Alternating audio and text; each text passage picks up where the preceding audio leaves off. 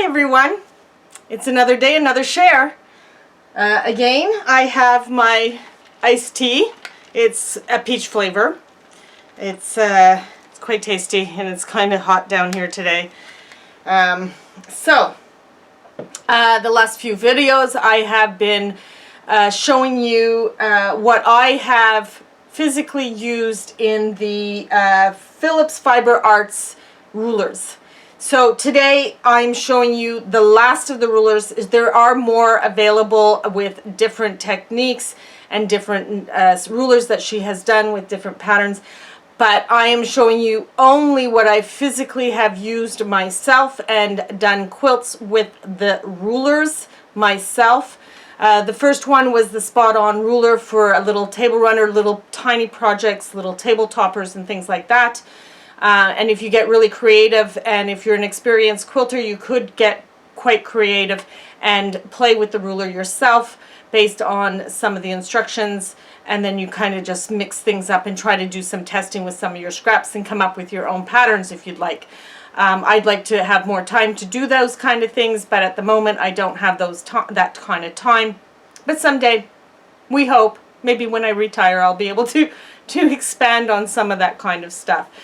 But, so the spot-on ruler, there's quite a few patterns available. I have them in stock.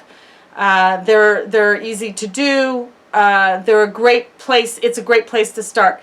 Then I talked about the 10-degree wedge ruler from the same company, Phillips Fiber Art company. And that was one of the first rulers I ever got. It's a big, long 10-degree wedge. It looks like a wedge, and it's 10 degrees. And I have done, and I showed on that video quite a few of the different projects. I've made table runners, I've made placemats, circular placemats or half moon circulars. I've done a big Dresden plate, the huge size, using the full length of the ruler. I have done circular table toppers with strips of fabric that I've sewn together, and then I rotated the ruler to get two separate table toppers because I have a lot of end tables that are circular and I really don't want to get them damaged, so I make these circular table toppers to go onto the top of the table to protect the wood and the finish on them. So I've done quite a few, and I showed you different samples of what you can do with the wedge ruler, and I'm sure there's other ideas. They all come with their own pattern. So you can buy the ruler, do the pattern, and then decide to go and do more. The wedge ruler was one of her first ones, and I bought mine years and years, like years, long before I was a store myself, long before I was teaching, long before I started to promote different products. So it's a real versatile ruler. I have done lots of projects with it. I have other ideas to do with it. It comes with you can buy a book to use the wedge, 10-degree wedge ruler in it. That's not in stock. The ruler at the moment is not in stock, but if you're interested, let me know and I will bring it in stock. I'll bring it in just for you. So then I talked about the Perfect 7 ruler, and I've done one, and there's 7 different patterns in that one. I've done one. They show you how to square up. I discussed a little bit about how I would do it to get the circular piece onto a square and then make multiples to do a big quilt. And you can have a lot of fun with these rulers. With the Perfect 7 ruler, because there's, like I said, there's 7 different designs in the that come with the ruler. I have not seen her do any other patterns with that particular ruler, but once you've done all 7, you can get creative. You've learned how to do the different ways of doing things, and you can get a little creative and put together your own. Now today I am going to talk about 2 separate rulers briefly. There's something called the Gem 30 ruler, and it is a wedge ruler also.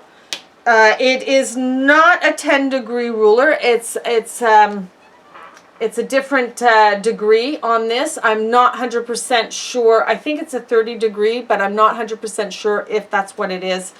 To do a full circle with this ruler. You need 30 of these wedges to bring in. It comes with its own pattern, all the instructions with it. So this is what comes with the ruler, and it has all the instructions. You can get quite creative with this ruler yourself if you want it to. And she has one other pattern that you can use with it that she's done separately. And so I have done it. I will show it. It is called Star Jello, and it looks like this. It is a beautiful pattern. It also recommends, you don't need, I don't believe you need, let me just take a quick look. To be able to do this pattern, she recommends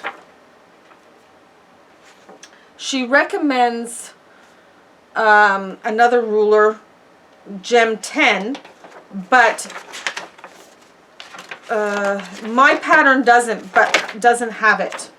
So I had to get the Gem 10, but I believe, oh, this one does not. So you'd have to get the Gem 10 to be able to, and actually I tell you, it's 5 and 10. I'll show you that ruler.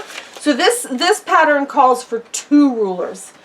The Gem 30, which is the wedge, but it also calls, to make life simpler, it also calls for something called the Gem 5 and 10 rulers, and they come together. So that's that ruler, that wedge, and then this triangle ruler, and they all come together. Now the triangle ruler, you don't need, I don't believe you need the triangle ruler to do this Star Jello, and I'm going to show you, I did this quilt, and I'm going to show it to you in a few minutes. And but I did use this ruler to do the wedges and to help how it really, this is the size of all the wedges to put together. So this is the topper, and I'm gonna stand up to show this. So that's the topper I did, and it's really pretty. I'd like to make another one in a different color wave with this, and it's not hard if you have the rulers and you follow the instructions in the pattern. Now she has also done with the 5 and 10 gem jewel box gems 5 and 10, and it's 2 rulers together.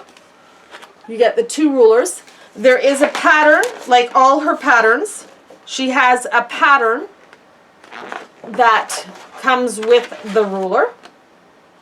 And she has done other patterns. I don't have them all, but I have a few of them, and I will tell you. So these patterns I'm showing you all works with the Jewel Box Gem 5 and 10, and I do have that one in stock. So, and I have these patterns in stock. So you would need those rulers to do this pattern, and it's Moroccan tile. It's the swirl. There's the sundial, which is kind of pretty. And then there's the ruby ring, which is really fun.